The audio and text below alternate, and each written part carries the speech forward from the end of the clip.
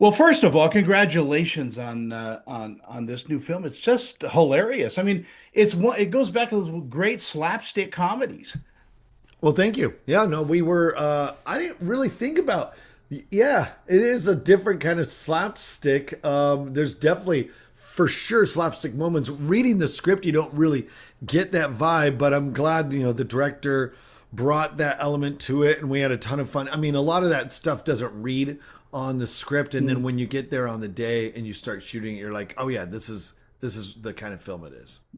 Well, it also has that it's almost like watching a music video. It's just got that kind of rhythm to it that we haven't seen in a little while. Oh, good. Yeah. I mean, we hope to be something fresh and new, and it was.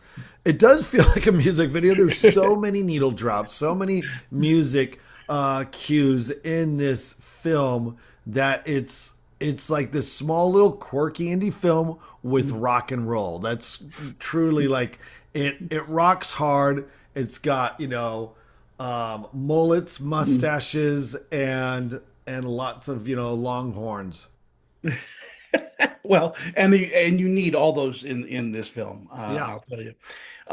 Talk to me about Nate and his arc. Skug, as we sometimes call him, Nate Skug. No, he's just he's this wonderful character who is kind of this burnout dead. I say burnout deadbeat. Older guy living with his mom still, and yet there's a fresh kind of youthful innocence to him still. He doesn't seem to realize that, what it looks like, to be in his situation. He doesn't care. He's just having fun with his friends, trying to stay cool and trying to do cool stuff, have adventures in this small town. But when the right thing comes along, you can still recognize, when you have to step up, help the weak and stupid, as they say, as we say in the film. And so there's a sense of honor that still is bestowed upon him that he feels like he needs to exercise. He is an overly confident hero. Yeah, yeah. I think a lot of times you'll see that in comedies. The overly confident heroes who think they know what's going on and then they kind of get dealt, a harsh hand and or a little dose of reality, but they still keep trucking. John, do you enjoy doing comedy over drama? I mean, or is it acting is acting?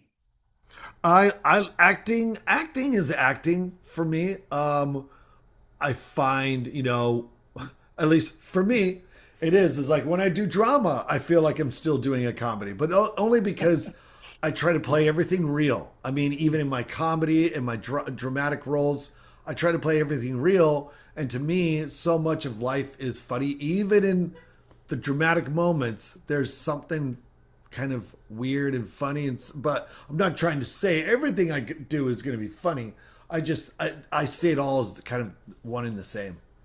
Well, yeah, you look for the reality in everything, and there's humor in everything if we There is, are yeah, honest. yeah. I'd love to see you play an overly confident serial killer. Oh wow, overly confident.